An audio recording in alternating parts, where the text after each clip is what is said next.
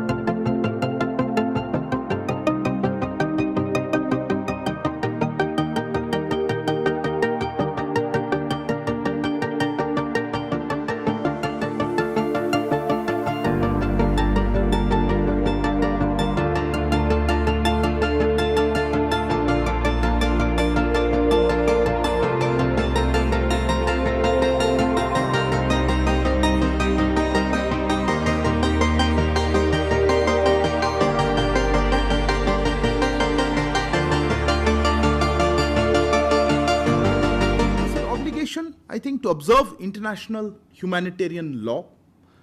There is also a global responsibility to fight the menace of terrorism in all its forms and manifestations. And I think that accurately sums up how we look at this position. First, look at Operation Ajay.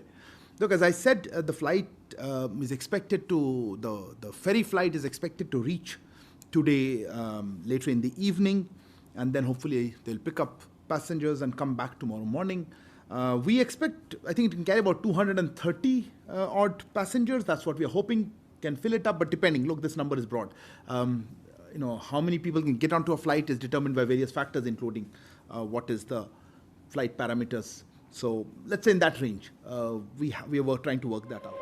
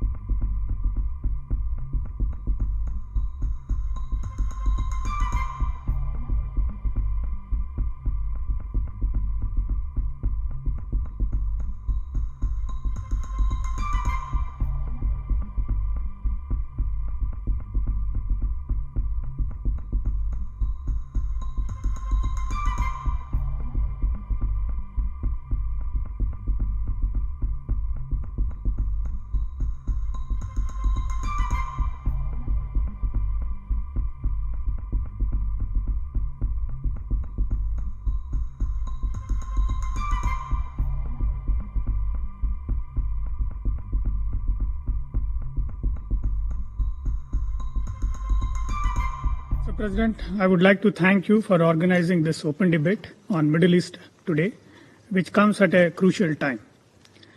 India is deeply concerned at the deteriorating security situation and large-scale loss of civilian lives in the ongoing conflict. The mounting humanitarian crisis is equally alarming. The escalation of hostilities in the region has only exacerbated the dire humanitarian situation and has once again underscored the fragile nature of the ceasefire. The 7th October terror attacks in Israel were shocking, and we condemn them unequivocally. Our Prime Minister was one of the first global leaders to have conveyed his condolences for the loss of lives and prayers for the innocent victims and their families. We stood in solidarity with Israel at their moment of crisis, when they were facing these terror attacks. Mr. President, we have also expressed deep shock at the tragic loss of lives at the Al-Hali Hospital in Gaza, where several hundreds of civilian casualties have occurred and thousands injured. Our heartfelt condolences to the families of the victims and prayers for speedy recovery of the injured. Our Prime Minister clearly spelled out that those involved must be held responsible. Civilian casualties in the ongoing conflict are a matter of serious and continuing concern. All parties must protect civilians, especially women and children. The unfolding humanitarian crisis needs to be addressed. We welcome the efforts of the international community for de-escalation and delivery of humanitarian goods to the people of Gaza.